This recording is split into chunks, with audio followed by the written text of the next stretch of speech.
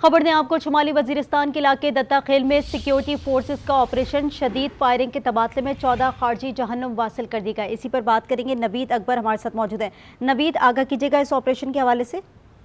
जी बिल्कुल, ISPR के मुताबिक सिक्योरिटी फोर्सेज ने शुमाली वजीरिस्तान के इलाके दत्ता खेल में फितना और खारिज की मौजूदगी की इत्तला पर इंटेलिजेंस बेस्ड ऑपरेशन किया है। 2 और 3 जून की दरमियानी रात किए गए ऑपरेशन में भारतीय हमाया से 14 खारिज मारे गए। ISPR के मुताबिक भारतीय प्रॉक्सी फितना खारिज की मौजूदगी की इत्तला पर इंटेलिजेंस बेस्ड ऑपरेशन किया गया। दहशतगर्दों के ठिकानों को मुस्तर तरीके से निशाना बनाया गया।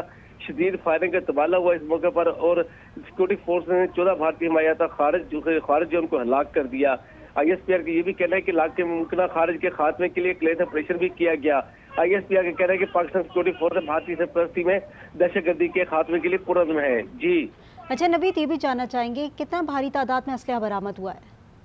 जी, उनसे मुख्तलिफ कैलिबर की जो मुख्तलिफ बोर के वेपन जिनमें मुख्तलिफ राइफल शामिल हैं वो और पिस्टल और इसके साथ साथ धमाका खेज मवाद और दीगर असला जो है वो भी और भारी तादाद में गोलियां भी बरामद हुई हैं। जी, किसी किस्म की स्ट्रैटेजी के मुर्तकिब काम किया जा रहा था?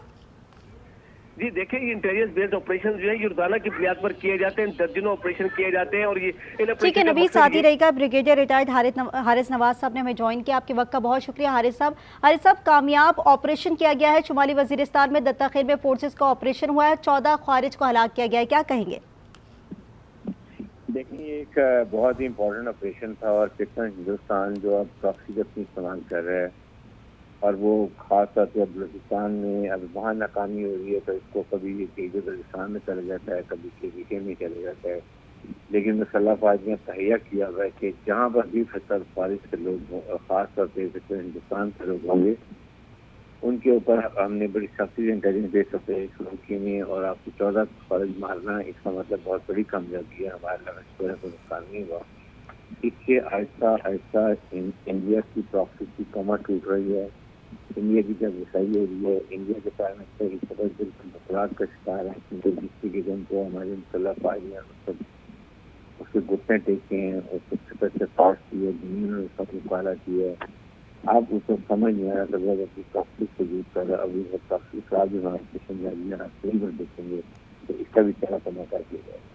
अच्छा हारिस साहब, इस तरह की जो कार्रवाइयाँ हैं क्योंकि भारत एक्सपोज हो चुका है और जिस तरह से हमने देखा कि भारत की जानिब से जो मुंह की खाई है उसने पाकिस्तान के साथ और हमारी फोर्सेस के साथ, तो वो इस तरह की प्रॉक्सीज़ को जनरेट करने की वजह उनकी यही हो सकती है कि वो अमन को ख़राब करें और हमेशा से उनकी स्ट्रैटेजी भी यही रही है। आप नहीं समझते कि इसको अब बहुत मौसर तरीके से जवाब मिलने के बावजूद भी भारत एक छोटे हथकंडे आजमाते हुए तमाम तर अमन को तबाह कर रहा है?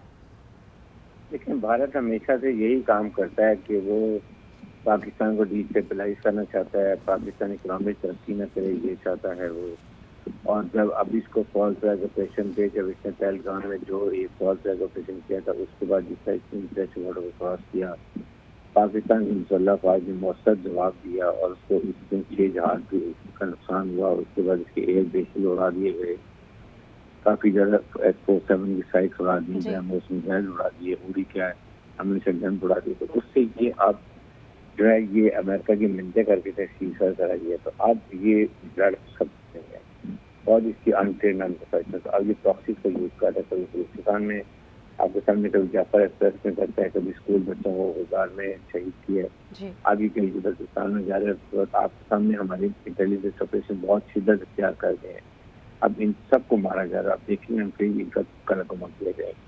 सिक्योरिटी फोर्सेस की कामयाब कार्रवाई। दत्ता खेल में फोर्सेस का ऑपरेशन, 14 खारिज को हलाक किया गया। ऑपरेशन दहशतगर्दों की मौजूदगी के इत्तला पर किया गया है। हमारे साथ नवीद अकबर मौजूद है, ब्रिगेडियर रिटायर्ड हारिस नवाज साहब मौजूद है। आपके वक्त का बहुत शुक्रिया।